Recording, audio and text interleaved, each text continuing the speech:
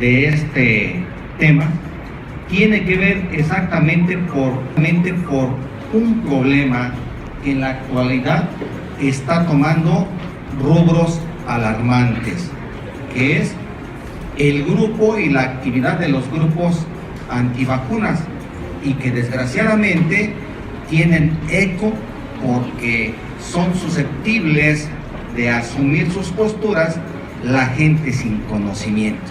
Y lo peor de todo, que llega a filtrarse esta falta de conocimiento en alguien que puede y debe promover la educación para la salud, y es el personal del área de la medicina. Y quiero decir que de alguna manera este grupo de antivacunas no es nuevo, es incluso histórico.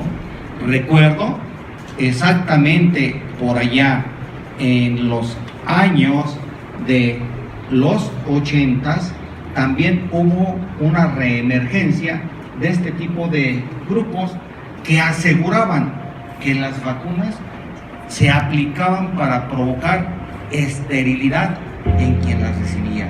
Entonces alarmó a mucha gente. Cuando nosotros caminábamos por las poblaciones para convencerlos y se vacunaran, incluso había gente que sacaba su machete y, aunque no lo crean, hasta el fusil para no dejar que se vacunaran a sus hijos. Es obvio que en función de la dificultad y de las comunidades donde existe alta marginación, donde existe el analfabetismo real y funcional, pues es un deber de nosotros, los que estamos en el área de la salud, pues enfrentar ese reto y ese problema, porque, vuelvo a insistir, este problema no es actual y surge por periodos, vuelve a callarse y vuelve a surgir nuevamente. ¿Qué sucede? Pues que son un problema para la salud pública.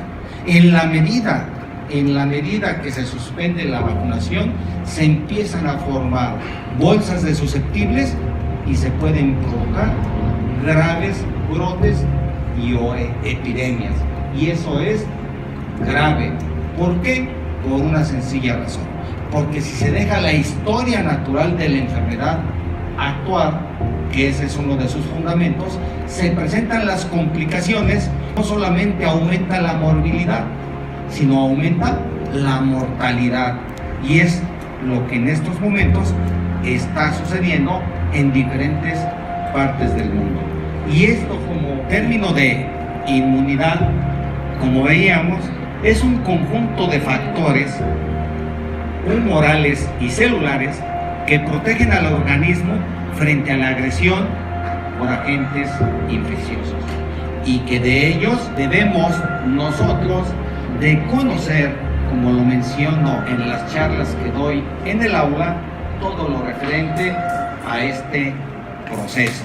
La inmunidad, como ustedes ven en su pantalla, se divide en dos tipos de inmunidad, que es la activa y la pasiva. Activa y pasiva. Y ambas se dividen en natural y artificial. De tal suerte que quiero decirles, a lo que apuestan los grupos antivacunas es que se dé la inmunidad activa natural, y es cuando el individuo adquiere la enfermedad de esa manera natural, pero conlleva el riesgo, el huésped, de seguir esa historia natural y vuelvo a insistir, las complicaciones de estas enfermedades, y puede causar la muerte. Y de hecho, cuando así sucede, exactamente se eleva la mortalidad.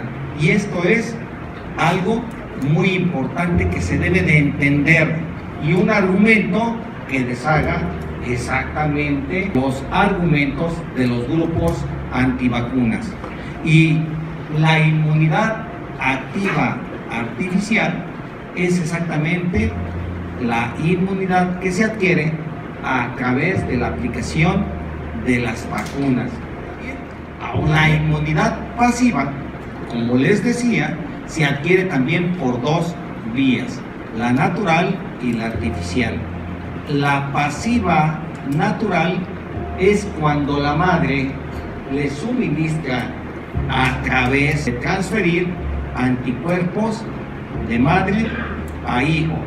Y esto existen ejemplos muy interesantes, como cuando la madre le suministra su leche, la lactancia materna, le está profiriendo dentro, aparte de los nutrientes que requiere su pequeño, también anticuerpos ya formados. Luego entonces, ese es un buen ejemplo de inmunidad pasiva natural. Y por supuesto también está la inmunidad pasiva artificial, que tiene que ver la inmunidad que esté inducida por inmunoglobulinas y antitoxinas, de tal suerte que muchas de las veces se desconoce. ¿Y qué es esto que debemos de conocer? Los componentes de cada una de las vacunas. Y el primer componente, por supuesto, es que toda vacuna tiene su antígeno inmunizante activo, que es el que va a proferir el estímulo para que se formen los anticuerpos, de tal suerte que todas las vacunas tendrán su antígeno inmunizante activo. Ejemplo, en el caso de la vacuna contra el sarampión, pues obviamente tendrá su antígeno inmunizante relativo al sarampión, y así sucesivamente por cada una de las vacunas.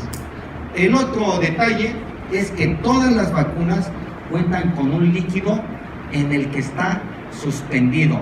De manera habitual es agua estéril, agua bidestilada, y en algunas ocasiones, bueno, pues puede incluso ser simplemente, insisto, agua estéril, el diluyente universal en el mundo.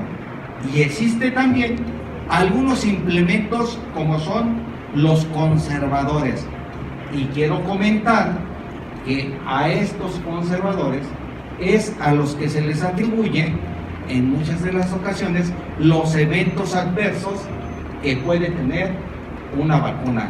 Un conservador habitual son los derivados, el mercurio, el tiomersal, y los eventos adversos que puede provocar está en función de la gente que es sensible a todos los derivados del mercurio.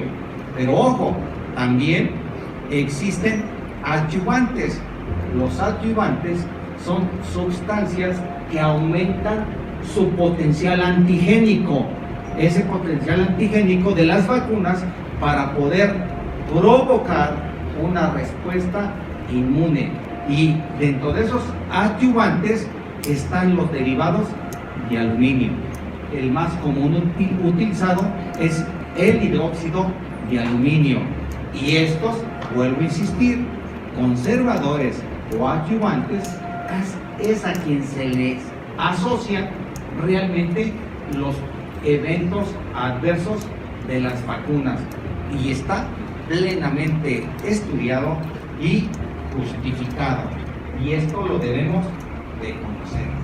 También, que repito, es la sustancia capaz de interaccionar con el receptor de las células T o beta para poder generar, obviamente, anticuerpos.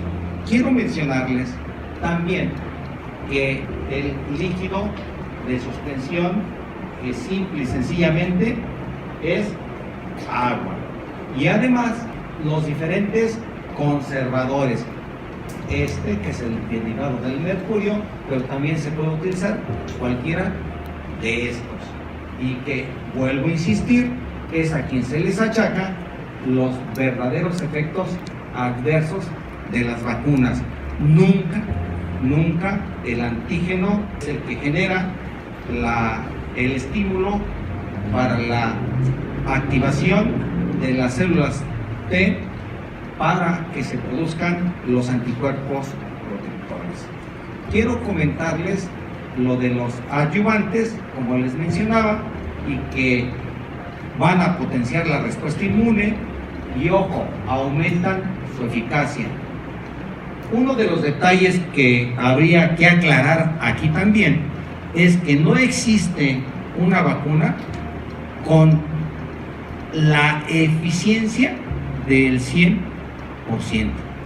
Eso lo debemos de reconocer, porque en muchas de las ocasiones nosotros creemos que se aplica una vacuna y de manera automática se va a generar su protección.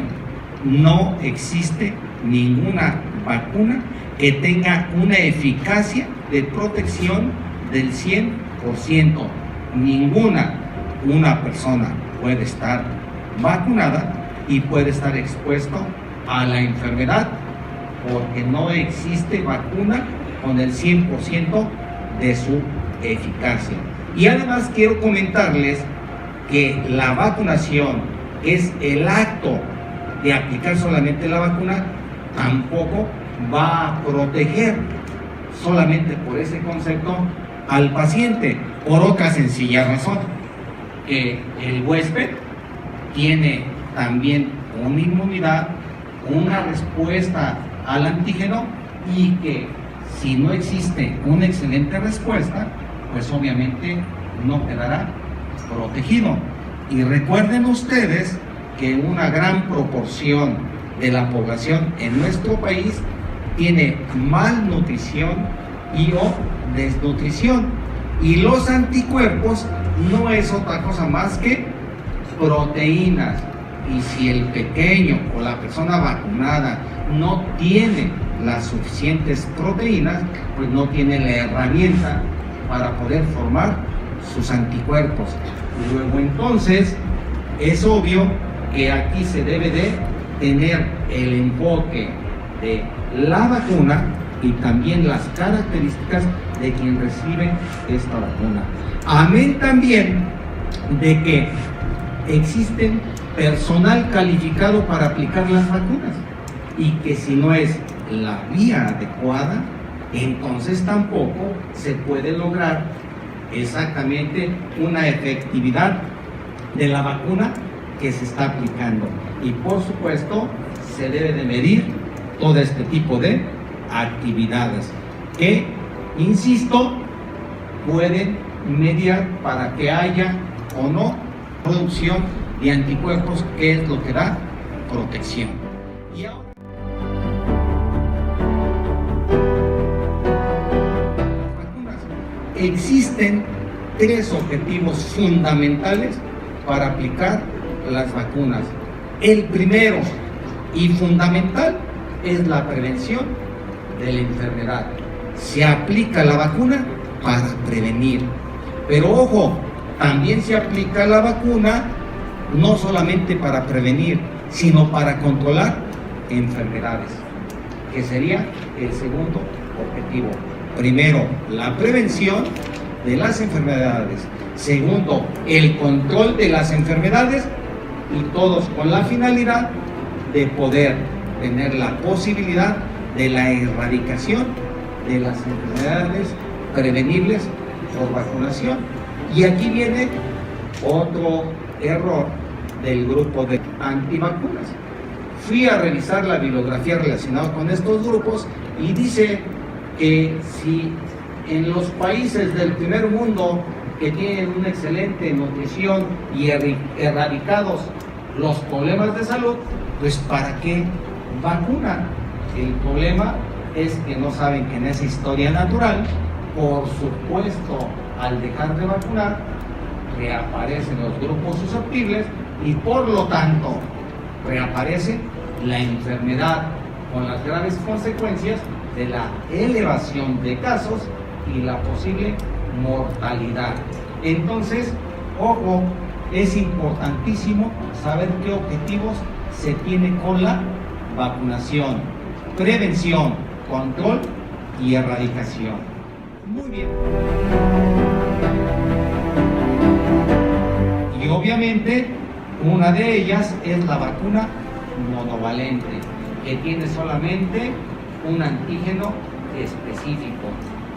También existen las vacunas polivalentes que tienen varios antígenos específicos, y existen las vacunas combinadas que, además de tener antígenos de virus o bacterias muertas y o inactivadas, también tienen toxoides como una medida de poder tener una protección más amplia y específica.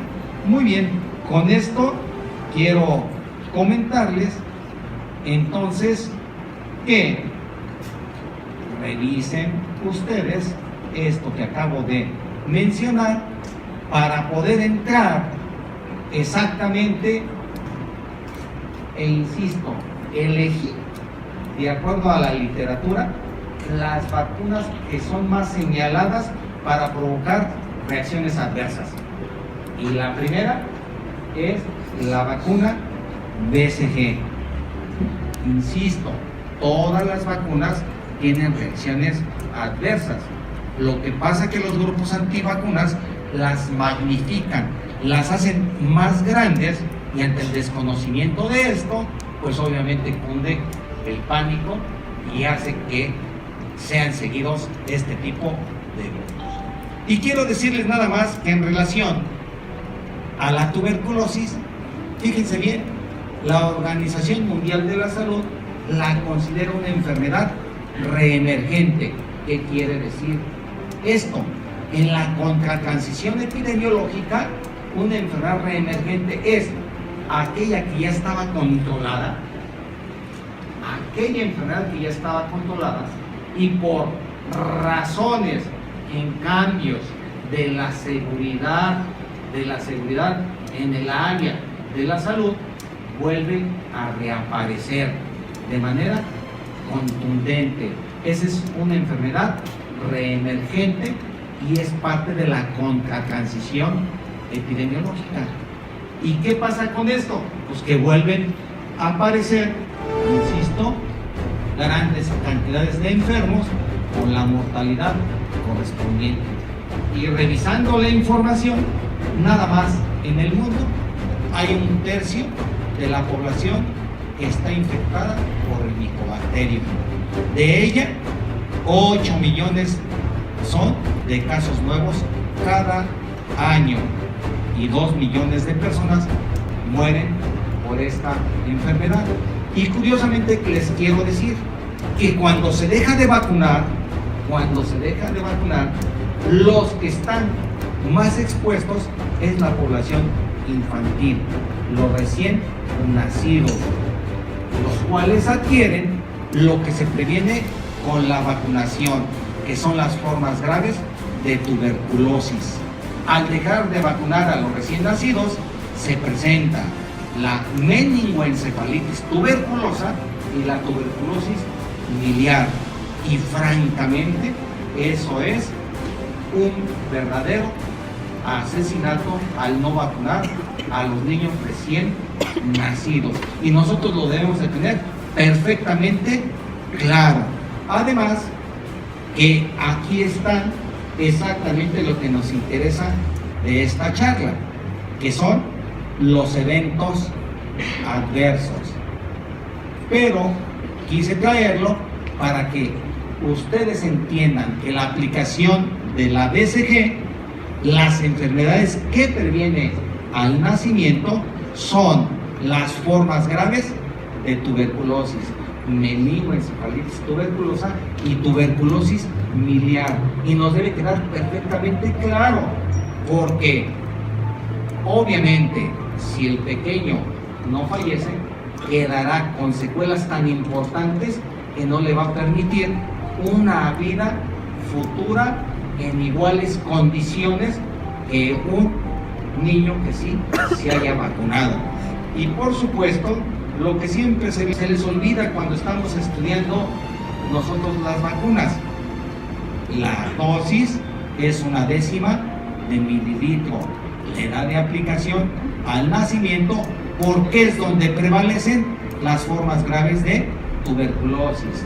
la vía de administración es intradérmica y sí, les repito, tiene eventos adversos. Existe induración, ulceración en el sitio que se aplica la vacuna y que es parte de la respuesta inmune. También puede haber adenitis regional y o osteitis. Entonces, si existen, se han conocido toda la vida y no podemos engañar nosotros a la población.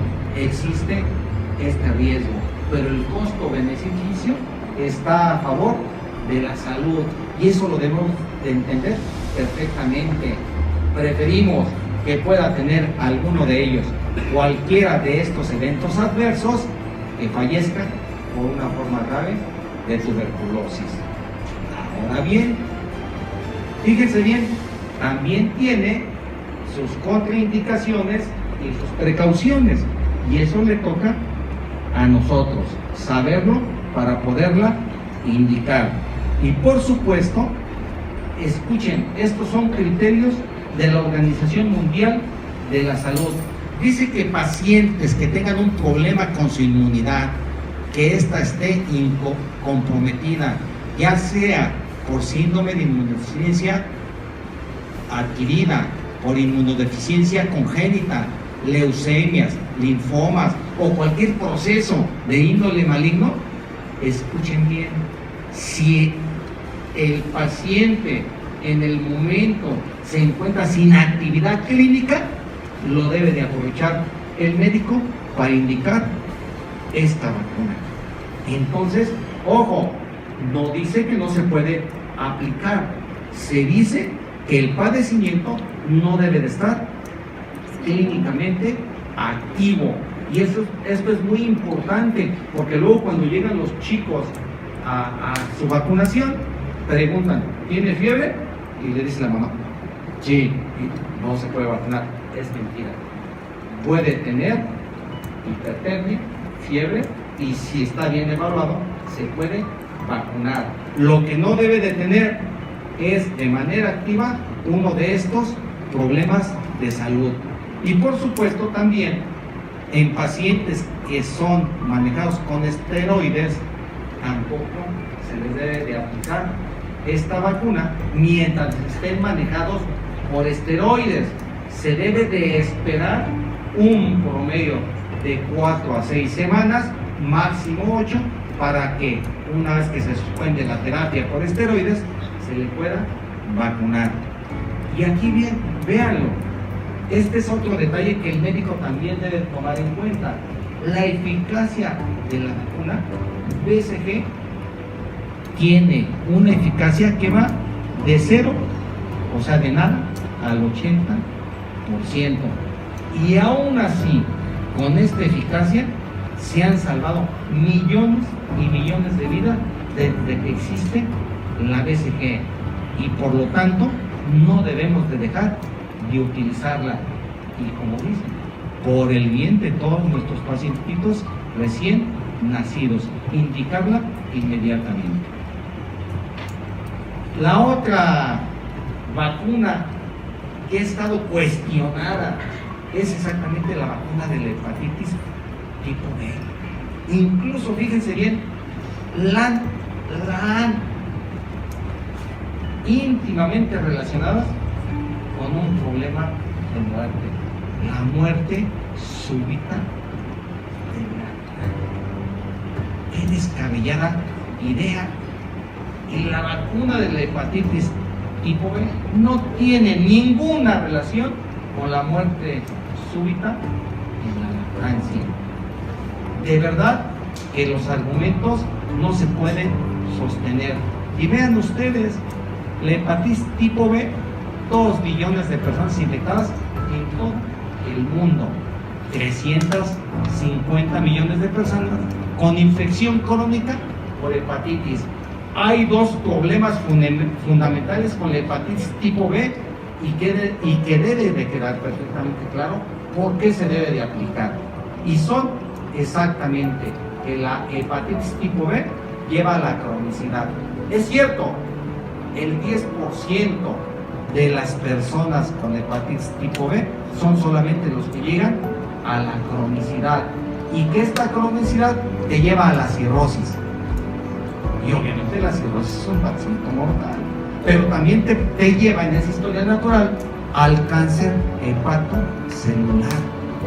Vean ustedes por qué no debemos de desaprovechar de que se aplique esta vacuna, porque si alguien adquiere la hepatitis tipo B, el 10% puede tener esa posibilidad de llegar a estas complicaciones y fallecer irremediablemente. Y lo otro que es importantísimo, no hay la menor duda, con esta cantidad de personas en el mundo infectadas por el virus de la hepatitis tipo B, es obvio que es un problema de salud pública mundial. Entonces, nosotros no podemos dejar de vacunar ante tan terrible información. Y miren ustedes, aquí va vacuna de la hepatitis tipo B, se debe de aplicar 0.5 mililitros, se aplica al nacimiento, 2 y 6 meses. Y se debe de aplicar 3 dosis para alcanzar la posibilidad de una eficacia más amplia, y aún así no se alcanza el 100% de eficacia. Y por supuesto, su vía es intramuscular. Y vean ustedes los eventos adversos, y estos, y lo comentan las gentes antivacunas, pues cualquiera se asusta. Sin embargo, lo primero con lo que inicia al ser intramuscular, pues es una irritación local, eritema, induración, dolor en el sitio de la inyección. Y nosotros tenemos que informarle a los tutores cuáles son estas molestias que sí van a suceder y cómo deben de proteger a su pequeño. Y además también pueden presentar eventos adversos generales como febrícula, náuseas, vómitos, diarrea y dolor abdominal. Ojo, y causa reacciones adversas, pero cualquiera está por encima de lo que realmente se puede producir si alguien tiene hepatitis tipo B y cae en el 10% en la cronicidad, y que la muerte será inexorable. ¿Por qué? Por la falta de la aplicación de una vacuna que la tenemos a la mano y que por supuesto es importante convencer a la población de que la utilice. Contraindicaciones y precauciones. Bueno, que haya una respuesta inmune a la vacuna, y dentro de ellas una que es muy importante, la anafilaxia. Ojo, vuelvo a insistir, fiebre realmente elevada a una exposición previa, porque si nosotros le preguntamos a la madre, ¿verdad?, y tuvo fiebre, se moría. Entonces estamos evitando que haya una posibilidad de estar más ampliamente protegido. Y otro detalle que también es importante, que nosotros tenemos niños prematuros y prematuros. En el caso de los niños prematuros, se debe de esperar a que tengan un mínimo de 2 kilogramos y se puede aplicar la vacuna sin mayor problema. Otra de las vacunas también que está cuestionada, la pentavalente acelular, y pentavalente porque protege sobre 5 enfermedades: difteria, tosferina, tétanos, poliomielitis e infecciones graves por hemófilos influenza tipo B. Yo les digo a mis alumnos, como son tan jóvenes y no vieron lo que uno vio en los nosocomios, donde estaban salas completas de niños realmente con secuelas y con problemas relacionados con estos agentes infecciosos, entonces no toman en cuenta la importancia de las vacunas. Había pabellones enteros con formas graves de influenza tipo B, que era encefalitis, neumonía y artritis. Y además quiero considerarles que los efectos de la enfermedad al libre albedrío de la poliomielitis son francamente deformantes y que sí impactan en la vida del paciente que sobrevivió a una enfermedad como esta. Son impactantes. Muy bien, de esta vacuna quiero comentarles que se aplica 0.5 mililitros y las dosis son a los 2, 4, 6 y 18 meses. Su vía de administración intramuscular. Los eventos adversos, vuelvo a repetir, irritación local, irritación y dolor en el sitio de la inyección. Generales, fiebre, anorexia, llanto persistente y vómito. Y si alguien pregunta, ¿por qué el llanto persistente? Quiero decirles que a pesar que en la actualidad están perfectamente estudiados, no ha habido hasta la fecha el por qué cuando se aplica esta vacuna, el pequeño tiene llanto persistente. Es curioso, pero así es el conocimiento en el área de la salud, porque si me preguntan, oiga, doctor, ¿y por qué es el llanto persistente? Pues les diré, no lo sé, porque no se conoce hasta la actualidad. Y así es todavía el desconocimiento en algunas áreas de la medicina. Y por supuesto, otro biológico que también está en cuestión y está muy criticado es el que se conoce como DPT y protege contra la difteria, tosferina y tétanos. 0.5 mililitros a los 4 años de edad se debe de aplicar, es intramuscular y prácticamente se repiten los eventos adversos conocidos ya y estudiados relacionados con la vacunación y con la pentavalente acelular. Nosotros debemos de informar si existen reacciones adversas, son estas para que la gente se vaya bien informada, porque si no se le informa, lo va a tomar como un proceso grave y entonces para la próxima ocasión no va a querer inmunizarse, no va a querer vacunarse. Muy bien. Otro de los biológicos es este, e incluso hablan también, dicen, es que este medicamento es tan intenso que provoca lo que quiere prevenir, la diarrea, los vómitos, la irritabilidad y por supuesto también hay fiebre. Aquí están las dosis y obviamente cómo se suministra a nuestro paciente. La famosa neumocócica conjugada, que también tiene una buena cantidad de eventos adversos, y vuelvo a repetir, de tipo local y de tipo general. Pero todos estos eventos adversos son esperados, pero es más importante que obviamente evitar el problema de salud que sí lo puede llevar a la muerte y conociendo los eventos adversos. Esta vacuna, quiero llamarles la atención porque esta vacuna en la revista Lancet, allá a finales de los 70, en el 79, publicó un artículo que provocó problemas en todo el mundo y la relacionaban con la producción de autismo en los niños que se les aplicaban. Quiero advertirles que después de ese artículo se hicieron estudios multicéntricos en todo el mundo donde demostraron que era falso eso que decía este artículo que fue publicado en ese entonces.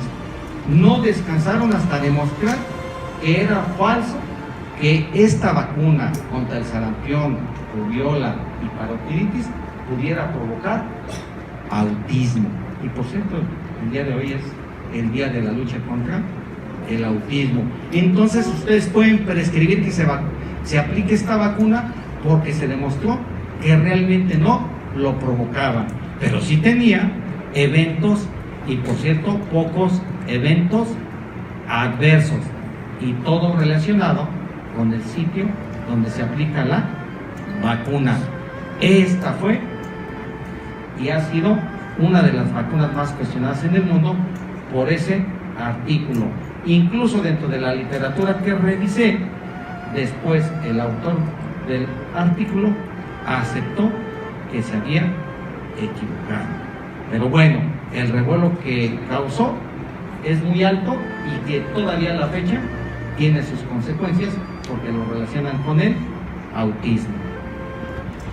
Y bueno, busqué información reciente y resulta que la Sociedad Valenciana de Pediatría, en sus 19 jornadas sobre vacunas en el 2018, pero fue en el mes de noviembre del 2018, presentó en sus jornadas exactamente estudios amplios sobre vacunas y llegaron a las siguientes conclusiones. Las vacunas, ninguna de ellas causan autismo. Las enfermedades prevenibles por vacunación, dícese que cuando estén casi erradicadas, no se debe dejar de vacunar porque sería un error.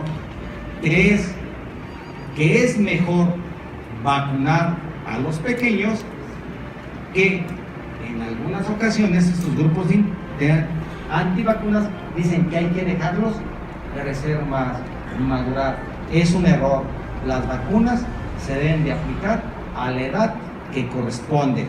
Y por supuesto, vuelvo a repetir que es mejor la inmunización a través de las vacunas, porque si nosotros lo dejamos al libre albedrío y que sea a través de cuando adquieran la enfermedad, se tiene el riesgo de las complicaciones y por supuesto de la muerte. Además, dentro de ello, que es falso que las vacunas tienen efectos adversos peligrosos y que aún no se conocen. Ahí mismo discutían en ese congreso que no hay ninguna asociación de las vacunas, insisto, con el autismo, con la muerte del lactante, súbita del lactante, que además tampoco provocan diabetes mellitus, porque es otra de las acusaciones falsas que hacen los grupos antivacunas. Y que por supuesto que las vacunas no producen agotamiento del sistema inmunológico. Eso es completamente falso y reduce la posibilidad de estos grupos antivacunas. Y otro gran detalle, que la aplicación simultánea de más de una vacuna no aumenta el riesgo de los efectos adversos y sí aumenta la posibilidad de aprovechar la oportunidad, para que el chico quede mejor y más protegido en relación a la cantidad de antígenos que se le puedan aplicar. No aumenta la posibilidad de riesgos adversos y por supuesto tampoco llega en ningún momento a aumentar los efectos adversos. Eso es un engaño. Y bueno, dice que ni el asma, que ni la diabetes, que ni el autismo, que nada de estos padecimientos están relacionados con las vacunas. Y por supuesto,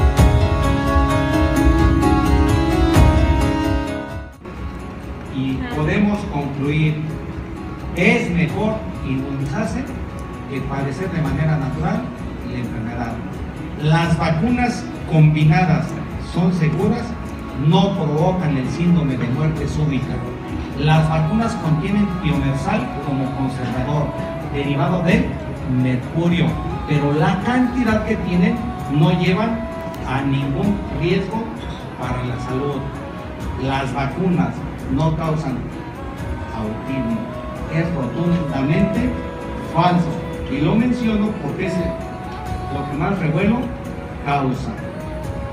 Y además, la vacunación simultánea protege contra varias enfermedades.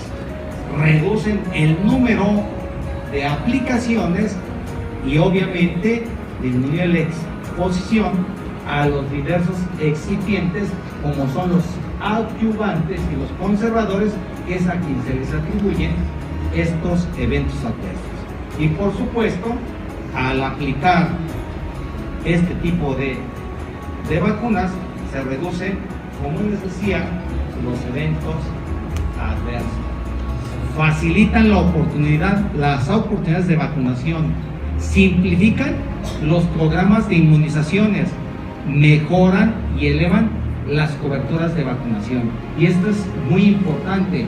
Ante más altas coberturas de vacunación, mayor protección y menos posibilidad de que se presenten estos padecimientos prevenibles por vacunación. Y con esto doy por terminada mi charla y espero que